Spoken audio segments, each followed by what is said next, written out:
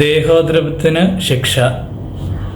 പുറപ്പാടിൻ്റെ പുസ്തകം 21-ാം അധ്യായം 12 മുതൽ 27 വരെയുള്ള വാക്യങ്ങൾ. ദേഹോദ്രവത്തിന് ശിക്ഷ. മനുഷ്യനെ അടിച്ചു കൊല്ലുന്നവൻ വധിക്കപ്പെടണം. എന്നാൽ കരുതിക്കൂട്ടി അല്ലാതെ അവൻ്റെ കൈയാൽ അവന് സംഭവിക്കാൻ ദൈവം ഇടവരുത്തിയാൽ അവന് ഓടി ഒളിക്കാൻ ഒരു സ്ഥലം നിശ്ചയിക്കും.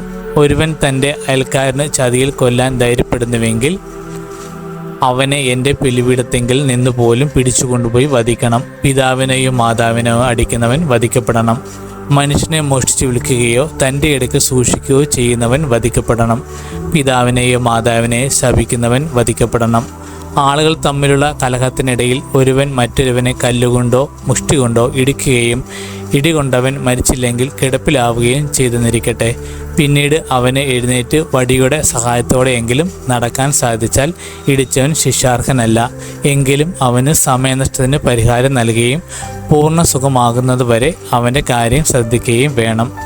ഒരുവൻ തൻ്റെ ദാസനെയോ ദാസിയെയോ വടികൊണ്ടടിക്കുകയും അടികൊണ്ടയാൽ അവൻ്റെ അടുക്ക് വന്ന് വീണു മരിക്കുകയും ചെയ്താൽ അവൻ ശിക്ഷിക്കപ്പെടണം.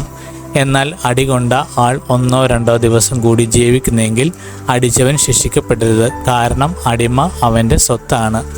ആളുകൾ കലയിക്കുന്നതിനിടയിൽ ഒരു ഗർഭിണിക്ക് ദേഹോപദ്രവമേൽക്കുകയാൽ ഗർഭചിത്രത്തിനിടയാകുകയും എന്നാൽ മറ്റ് അപകടമൊന്നും സംഭവിക്കാതിരിക്കുകയും ചെയ്യുന്ന പക്ഷം അവളുടെ ഭർത്താവ് ആവശ്യപ്പെടുകയും ന്യായാധിപന്മാർ നിശ്ചയിക്കുകയും ചെയ്യുന്ന തുക അവളെ ഉപദ്രവിച്ച ആൾ പിഴയായി നൽകണം. എന്നാൽ മറ്റെന്തെങ്കിലും അപകടം സംഭവിക്കുന്നെങ്കിൽ ജീവന് പകരം ജീവൻ കൊടുക്കണം. കണ്ണിന് പകരം കണ്ണ്, പല്ലിന് പകരം പല്ല്, കൈക്ക് പകരം കൈ, കാലിന് പകരം കാല്, പൊള്ളലിന് പകരം പൊള്ളൽ, മുറിവിന് പകരം മുറിവ്, പ്രഹരത്തിന് പകരം പ്രഹരം. ഒരുവൻ തൻ്റെ ദാസൻ്റെയോ ദാസിയുടെ കണ്ണടിച്ചു പൊട്ടിച്ചാൽ അതിന് പകരം ആ അടിമയ്ക്ക് സ്വാതന്ത്ര്യം നൽകണം. ഒരുവൻ തൻ്റെ ദാസൻ്റെയോ ദാസിയുടെയോ പല്ലടിച്ചു പറിച്ചാൽ അതിന് പകരം ആ അടിമയ്ക്ക് സ്വാതന്ത്ര്യം നൽകണം.